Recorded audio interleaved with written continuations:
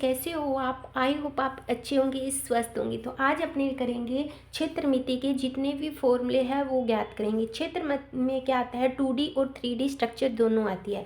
तो जो भी स्ट्रक्चर है 9th 10th 8th में जो भी अपने फॉर्मूले हैं क्षेत्रमिति के रिलेटिव, वो आज अपने यहाँ पे एक ही वीडियो में कंप्लीट करेंगे, ताकि बुक में आपको अलग अलग चैप्टरों के फॉर्मूले अलग अलग ढूंढने की जरूरत नहीं पड़े। इस वीडियो में अपने कंप्लीट है वो स्टार्ट करेंगे। क्षेत्रमिति में सबसे पहले अगर बात करें मैं वृत्त की, तो वृत्त की एक तो क्या होती है, परिधि।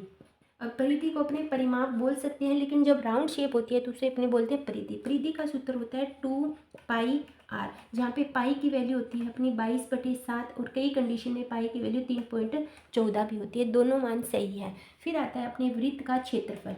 वृत्त का क्षेत्रफल ठीक है, कितना हो जाएगा, πr² हो जाएगा। अब देखो ये अपना वृत्त है, ठीक है। अब वृत्त की परिधि होती है, यहाँ से कोई व्यक्ति खड़ा है यहाँ तक पहुँचा तो वो उसकी परिधि कहलाती है। क्षेत्रफल ये पूरा होता है, इसके अंदर कितना के एरिया उसने कवर किया वो उसका क्षेत्रफल कहलाता है। एक और कई बार अपने एग्जाम में पूछते हैं अर्धवृत्त का परिधि। अर्धवृत्त की परिधि है, कई बार अपने को एग्जाम में पूछते हैं। अब अर्धवृत्त जैसे ये हो गया अपना अर्धवृत्त, ठीक है बच्चों। अब देखो ये क्या है, परिधि आधी परिधि है तो कितना हो जाएगा, πr प्लस ये क्या है, पूरा व्यास है ना। व्यास क्या होता है, 2r होता है, यानी 2r। तो इसका क्या हो जाएगा 2, इसको कैसे लिखेंगे, यानी यही हो जाएगा, r कॉमन आ जाएगा 2π, या आपने लिख सकते हैं 2πr। तो ये तो नहीं होगा, यानी अपने इसको जोड़ते हैं, प्लस में नीच में निशान होगा तो πr + 2r इसका क्षेत्रफल है। उसके बाद अपने बात करें, वृत्त हो गया, उसके बाद करेंगे वर्ग का क्षेत्रफल। वर्ग का क्षेत्रफल कैसे होता है, वर्ग का क्षेत्रफल होता है भी भुजा की स्केल। भुजा की स्केल क्यों होंगी, क्योंकि वर्ग की जो वर्ग है उसकी सारी भुजाएं बराबर होती है, तो अपना क्षेत्रफल होगा भुजा की स्केल। अगर मैं वर्ग का परिमाप की बात करूँ, वर्ग का परिमाप क्या होता है, 4 इंटू भुजा, क्योंकि उसकी 4 भुजा होती है, यानी 4 इंटू भुजा सेम होगी तो भुजा भुजा भुजा भुजा चारों को जोड़ेंगे, यानी 4 इंटू भुजा। वृत्त हो गया। उसके बाद अगर अपने बात करेंगे आयत का, आयत का क्षेत्रफल। आयत का क्षेत्रफल क्या होता है, लंबाई इंटू चौड़ाई, यानी आयत का क्षेत्रफल क्या होता है, लंबाई इंटू चौड़ाई। और आयत का परिमाप क्या होता है, आयत का परिमाप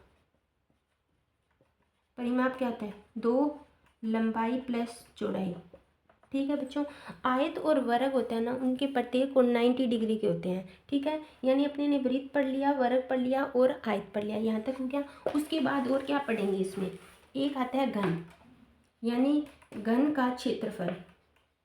यानी घन का क्षेत्रफल क्या होता है, घन है वो 3D स्ट्रक्चर है, इसलिए घन का होता है भुजा की क्यूब, ठीक है। यानी घन का क्षेत्रफल होता है भुजा की क्यूब, क्योंकि घन की सारी भुजाएं समान होती है, 3D स्ट्रक्चर है, इसका मतलब भुजा की क्यूब, ठीक है। सॉरी, भुजा की क्यूब नहीं होगी, इसकी होगी 6 इंटू भुजा, 6 इंटू भुजा, क्योंकि उसके 6 फलक होते हैं, 6 फलक होते हैं, तो 6 फलक को इंटू भुजा की स्केल, 6 इंटू भुजा की स्केल। अगर मैं बात करूँ घन का आयतन, घन का आयतन, तो घन का आयतन होता है भुजा की क्यूब, इसका आयतन होता है। उसके बाद अपनी बात करें घनाभ। घनाभ का आयतन, यानी घनाभ का आयतन क्या होगा, लंबाई इंटू चौड़ाई इंटू ऊंचाई, ठीक है। घनाभ का आयतन हो गया लंबाई इंटू चौड़ाई इंटू ऊंचाई। अगर मैं बात करूँ घनाभ का क्षेत्रफल, घनाभ का क्षेत्रफल, तो घनाभ का क्षेत्रफल क्या होगा, 2 इंटू लंबाई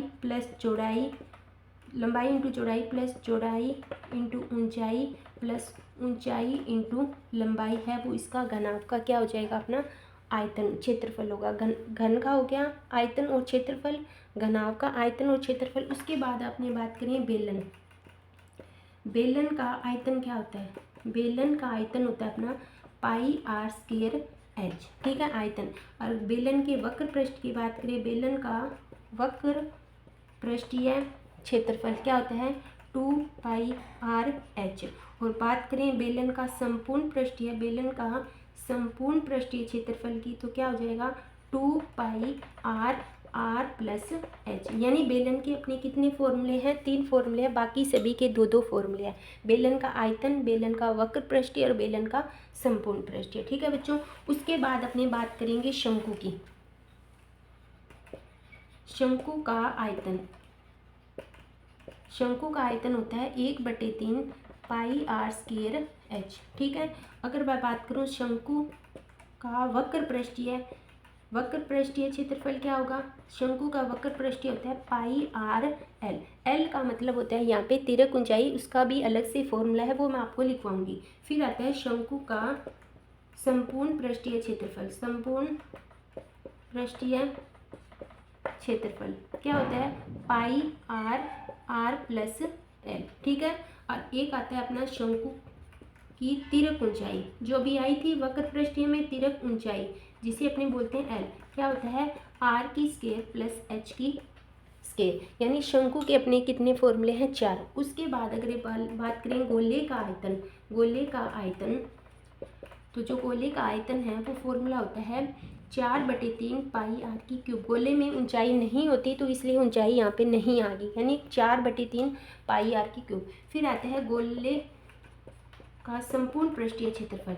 संपूर्ण पृष्ठीय क्षेत्रफल क्या होता है? 4 पाई आर की स्क्वायर। ठीक है बच्चों। यानी गोले का आयतन और गोले का संपूर्ण पृष्ठीय, गोले का वक्र पृष्ठीय क्षेत्रफल नहीं होता। ठीक है। तो ये अपने जो त्रिकोणमितीय के सभी क्या थे? फॉर्मूले थे। यानी अपने क्या बोल सकते हैं? सभी सूत्र थे, जो मैंने एक वीडियो में आपको कंप्लीट करवा दिए हैं। तो आई होप आपको वीडियो अच्छी लगी होगी। वीडियो अच्छी लगे तो लाइक करना, मेरे चैनल को सब्सक्राइब करना। Thank you.